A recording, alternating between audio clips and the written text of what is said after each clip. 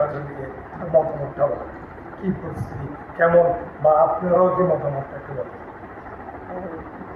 হ্যাঁ, আমি আমি ডাক্তার কামরুন নাহার দস্তগীর। সবাইকে শুভেচ্ছা জানিয়ে আমি আমার আপনার প্রশ্ন উত্তর দিচ্ছি যে আমরা মেয়র চাই একটা অভিজ্ঞ এবং কাজে অভিজ্ঞতা থাকতে হবে। এবং আপনারা দেখতেছেন আমাদের যে বর্তমান মেয়র এবং বিগত মেয়রগুলো কিন্তু এমন এই জলাবদ্ধতা নেই। বিশেষ করে আমাদের সমস্যা একটাই জলাবদ্ধতা। আপনারা দেখবেন বৃষ্টি হলে, সামান্য বৃষ্টি হলেও বুক বরাবর পানি উঠে যায়, রিক্সা টিক্সা ডুবে যায়, গাড়ি ডুবে যায়, সারা মনে হয় যেন একটা হয়েছে, ওখানে সুনামি হয়েছে, এমন অবস্থা হয়ে যায়।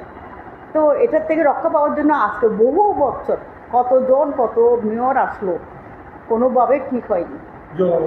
সবাই কিন্তু কাজ করে এবং এত কোটি টাকা বরাদ্দ হয়েছে, এত কোটি টাকা দিয়ে কাজ করতেছে, বাট আউটপুট ইজ জিরো, কোনো কিছু নাই।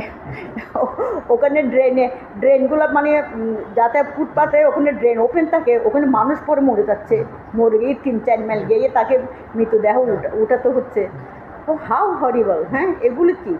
এটা কি একজন মেয়র থাকলে, মেয়র মানে সে নগর পিতা, নগরের অভিভাবক, সে সবাই দুঃখে কষ্টে দেখবে। আগে এগুলো দেখেন, আগে রাস্তাঘাট ঠিক করেন।